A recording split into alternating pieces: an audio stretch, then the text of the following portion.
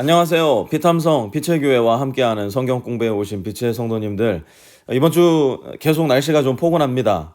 텍사스의 늦가을이라고 해야 될까요? 초겨울이라고 해야 될까요? 어쨌든 따뜻한 날씨 속에 이 날씨 만끽하시면서 또 한 해를 좀 이렇게 돌아보시면서 하나님께 감사한 것, 또 하나님을 찬양해야 할 것, 마음과 생각 속에 잘 되뇌어 보실 수 있는 기회로 삼으시기를 부탁드립니다. 우리 같이 기도하고 오늘 말씀 공부 시작하겠습니다. 하나님 아버지 감사합니다. 오늘도 살아계신 하나님께서 말씀을 통해 우리에게 다가오신다는 것, 우리의 굳은 마음과 영혼에 이 말씀이 살아있는 양식이 된다는 것 참 놀랍고 감사한 일입니다. 하나님, 우리를 이 말씀으로 먹여주십시오. 우리를 이 말씀으로 일깨워 주십시오. 이 말씀이 잠자는 우리의 영혼을 흔들어 일으켜 세워주십시오. 또한 오늘 말씀에서 주님을 분명히 발견할 수 있도록 주님께서 도와주십시오. 예수님의 이름으로 기도합니다. 아멘. 오늘은 레위기 7장 1절에서 10절, 그리고 뒤에서는 7장 28절에서 36절까지 함께 공부하게 될 텐데요. 7장 1절 말씀부터 시작합니다. 속건 제사를 드리는 규례는 다음과 같다. 속건 제사에 바칠 제물은 가장 거룩한 것이다. 아멘. 우리는 이미 지난주에 이 속건 제사에 대한 규례를 배웠습니다. 오늘 본문에서는 지난주에 배웠던 속건 제사에 대한 내용에 덧붙여 보충 설명이 등장하고 있는데요. 먼저 속건 제사에 바칠 제물은 무엇이라고요? 가장 거룩한 것이라고 말씀합니다. 여러분 생각해 보세요. 속건 제사에 바치는 동물 이 자체는 선하지도 않고 나쁘지도 않습니다.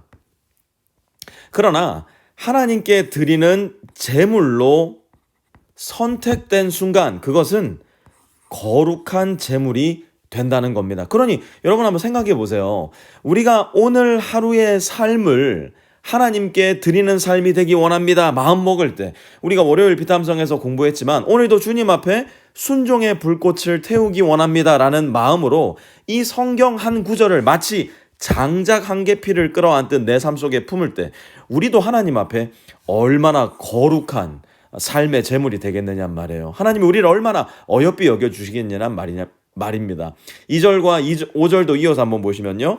그 제물은 번제물을 잡는 바로 그곳에서 잡아야 하고 제사장은 그 피를 제단 둘레에 뿌려야 한다. 제물에 붙어있는 기름기는 모두 바쳐야 한다. 기름진 꼬리와 내장 전체를 덮고 있는 기름기와 두 콩팥과 거기에 덮여있는 허리깨의 기름기와 콩팥을 떼어낼 때에 함께 떼어낸 간을 덮고 있는 껍질을 모두 거두어서 바쳐야 한다. 제사장은 이것들을 제단 위에 올려놓고 주에게 살라 바치는 제사로 바쳐야 한다. 이것이 속건 제사이다. 아멘.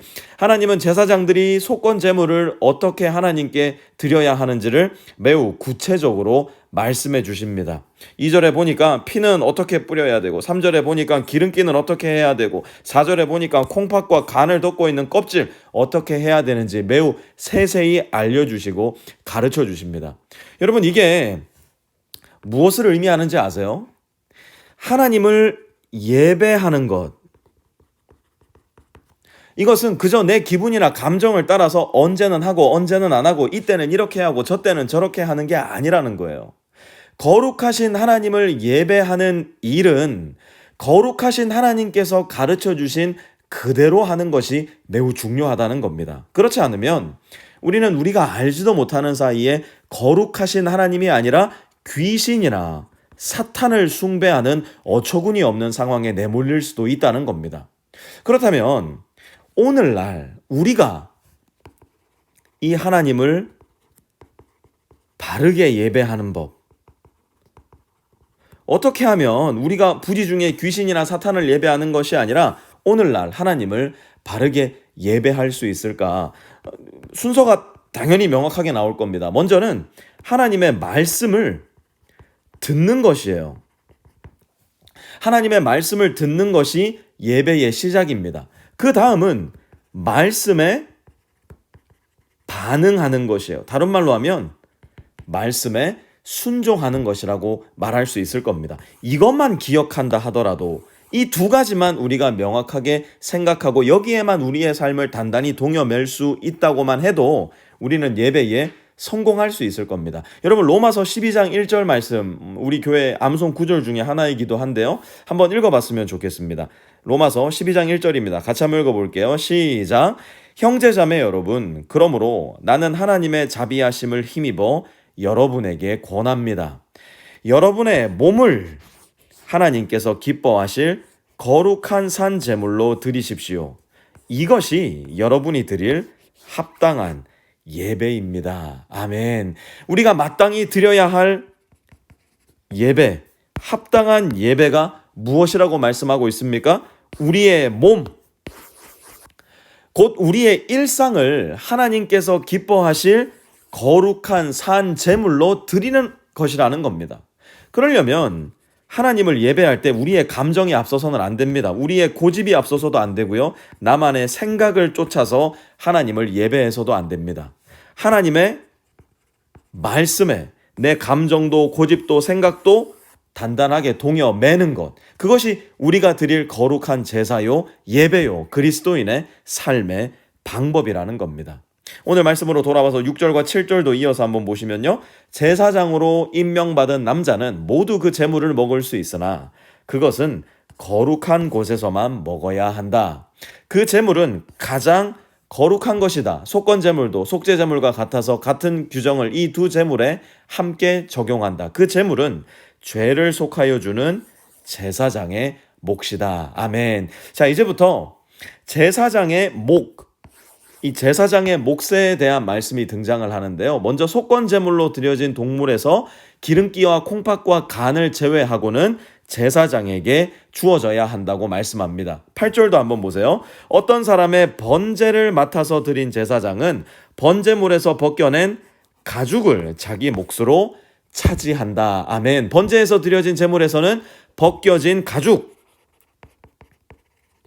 이것이 제사장의 몫이래요. 9절과 10절도 한번 보시면요. 화덕에서 구운 곡식 제물이나 솥이나 빵 굽는 판에서 만든 제물들은 모두 그것을 제단에 바친 제사장의 몫이다. 곡식 제물은 모두 기름에 반죽한 것이나 반죽하지 않은 것이나를 가릴 것 없이 아론의 모든 아들이 똑같이 나누어 가져야 한다. 아멘. 이번에는 곡식 제물에 바쳐진 그 제물도 제사장을 위해서 남겨놓아야 한다고 하나님이 가르쳐 주십니다.